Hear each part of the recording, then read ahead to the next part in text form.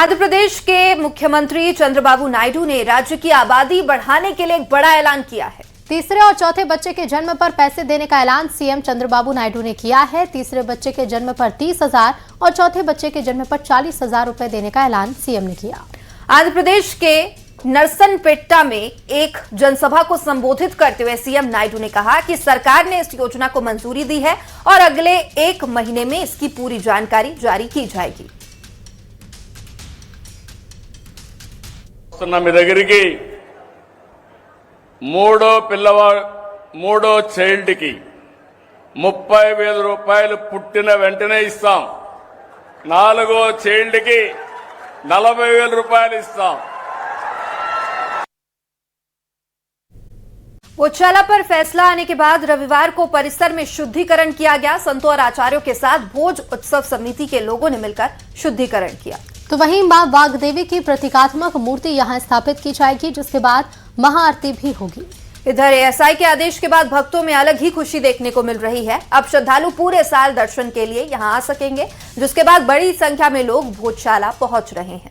ASI ने भोजशाला के title से कमाल मौला मस्जिद नाम भी हटा दिया है।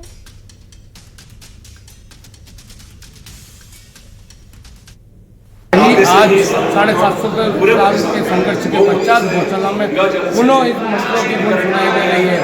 आज शुद्धिकरण के बाद मां की स्थापना होगी। यहाँ पर जो अखंड जो मैयर से लाई गई थी उसको यहाँ पर स्थापित की गई है और देवी अनुष्ठान प्रारंभ हो रहा है। शुद्धिकरण के पश्चात दोपहर 11:43 पर हिंदू समाज मां वाग्देवी की महाआरती यहाँ पर करेगा और पूरे दिन सिलसिला चलता रहेगा। पहले सकल हिंदू समाज एकत्रित होकर संतों और आचार्यों के साथ मिलकर इसका शुद्धिकरण कर पुनः यहाँ नई अखंड ज्योत को विराजमान कर पूजन अर्चन आरंभ कर रहा है। धार भोजशाला को लेकर केंद्रीय राज्य मंत्री सावित्री ठाकुर का बयान भी सामने आया है। केंद्रीय मंत्री ने कहा भोजशाला को विकसित किया जाएगा, लंदन में रखी प्रतिमा वापस लाई जाएगी और कोर्ट के फैसले के बाद अब हिंदू समाज का इंतजार खत्म हो गया है। अब हिंदू समाज के लोग साल में कभी भी आकर यहाँ दर्शन कर सकेंगे।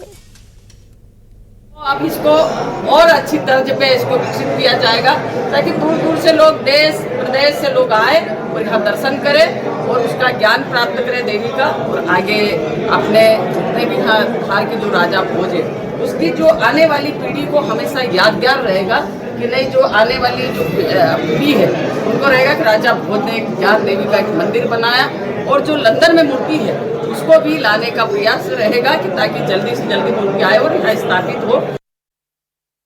मध्य प्रदेश में युवा वोटर्स के सहारे सत्ता की तलाश में जुटी कांग्रेस अब नई रणनीति बनाने में लगी हुई है और इसी को लेकर प्रदेश कांग्रेस अध्यक्ष जितू पटवारी ने युवा नेताओं के साथ लंबी बैठक की। करीब 5 घंटे चली इस बैठक में अलग अलग संभाग और समाज से आने वाले युवा नेताओं से 1-to-1 फीडबैक लिया गया। बैठक में विधायक हेमंत कटारे, जयवर्धन सिंह समेत कई नेता शामिल हुए। तो चलिए अब आपको ये भी बताते हैं कि इस बैठक में कांग्रेस ने क्या क्या चर्चा की है। आगामी विधानसभा चुनाव को देखते हुए अब 40% युवा वोटर्स पर मध्य प्रदेश कांग्रेस का फोकस होगा। बताया जा रहा है कि कांग्रेस पार्टी से युवाओं को जोड़ने का प्लान बना रही है और इसके तहत हर संभाग से युवाओं को आगे लाया जाएगा। कांग्रेस नेताओं का कहना है कि संभाग वार युवाओं को पार्टी से जोड़ा जाएगा।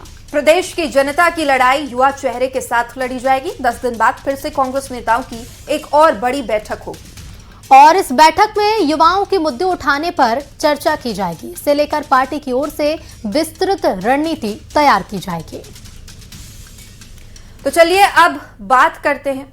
नेता केवल और केवल प्रोपोगेंडा की राजनीति करते हैं और प्रोपोगेंडा के लिए नए नए तरह के अभियान लाते हैं और ये अभियान जमीन पर कहीं दिखाई नहीं देते हैं। प्रदेश का नौजवान जानता है कि कांग्रेस पार्टी ने नौजवानों से बैंड बजवाने का काम किया, उनके रोजगार छीनने का काम किया। यहाँ तक कि दिग्विजय सिंह सरकार में तो नौजवानों की शिक्षा व्यवस्था चौपट करने का काम कांग्रेस की सरकार ने किया। तो ये कांग्रेस पार्टी के झूठ, भ्रम और फरेब को प्रदेश के नौजवान अच्छे से जानते हैं। कांग्रेस के झूठ में नौजवान नहीं आने वाले। ये केवल राहुल गांधी की आंखों में धूल झोंकने के लिए प्रोपोगेंडा अभियान है। पढ़े लिखे लोग राजनीति में आ जाएं, इसके लिए माननीय राहुल गांधी जी ने संगठन सृजन के माध्यम से बहुत सारे युवाओं को सामने लाए हैं, संगठन में उनको जवाबदारी दी है और अभी टैलेंट हंट के माध्यम से पूरे प्रदेश के तमाम जिलों से लोग इकट्ठे हुए और टैलेंट हंट में हिस्सेदारी की उनने। और मैं ये समझता हूँ कि आने वाले समय में बहुत अच्छी टीम बनेगी और युवाओं को, आज जैन जी का जमाना है, तो जैन जी के लिए जितना भी कर सकती है कांग्रेस, जमीनी स्तर पर उनका भला करने के लिए, उनके हितों की रक्षा करने के लिए संघर्ष करेगी। अब रहा सवाल भारतीय जनता पार्टी का, तो वो कुछ भी कहती रहे, अनर्गल बयानबाजी करना तो भाजपा का सगल बन चुका है, वो करे। मध्य प्रदेश में आज से मंत्रियों की अग्नि परीक्षा शुरू हो गई है। अगले 2 दिन तक मोहन सरकार के मंत्रियों की परफॉर्मेंस पर सीएम हाउस में 1 to 1 चर्चा होगी। और इसे लेकर पहले दिन प्रदेश के 5 मंत्री सीएम हाउस पहुंचे हैं। इसमें उप मुख्यमंत्री राजेंद्र शुक्ल, राज्य मंत्री कृष्णा गौर, पंचायत मंत्री प्रहलाद पटेल और कैबिनेट मंत्री विजय शाह के साथ मंत्री गौतम टेटवाल का नाम शामिल है। बताया जा रहा है कि सत्ता, संघ और संगठन के पदाधिकारियों का एक बोर्ड बनाया गया जो मंत्रियों को 2.5 साल के कार्यकाल की समीक्षा करेगा। इस दौरान मंत्रियों से उनके विभागों की रिपोर्ट ली जाएगी। साथ ही चुनावी घोषणा पत्र में जो वादे किए गए थे उनको कितना पूरा किया गया, इन सब पर विस्तार से चर्चा होगी।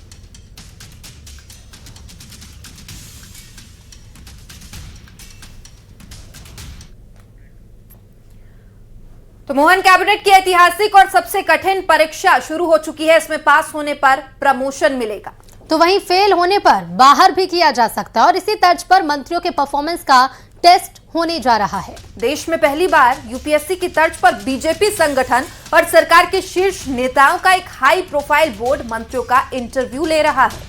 हर मंत्री को अपना रिपोर्ट कार्ड पेश करने के लिए महज 15 मिनट का समय मिला है और इसी परफॉर्मेंस के आधार पर यह तय होगा कि मंत्रिमंडल विस्तार में कौन अंदर रहेगा और कौन बाहर।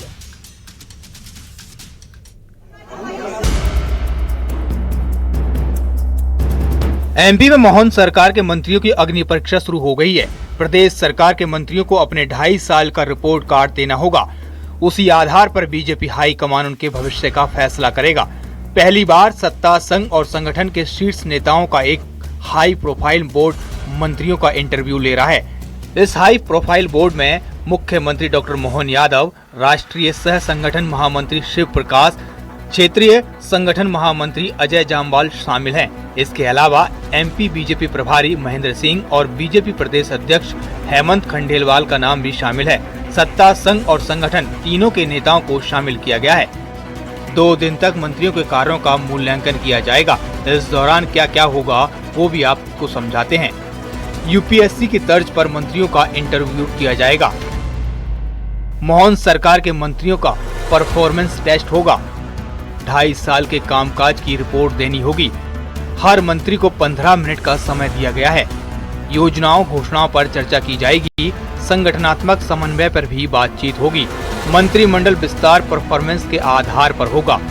परफॉर्मेंस से तय होगा कौन अंदर होगा और कौन बाहर। 2 दिन तक मोहन सरकार के मंत्री अपने अपने विभागों की ओर से 2.5 साल में किए गए कार्यों की रिपोर्ट सौंपेंगे। इसी रिपोर्ट के आधार पर मंत्रियों का प्रमोशन और डिमोशन किया जाएगा। साथ ही जिन मंत्रियों की परफॉर्मेंस खराब होगी उनको मंत्रिमंडल से बाहर भी किया जा सकता है। Bureau report, news 18।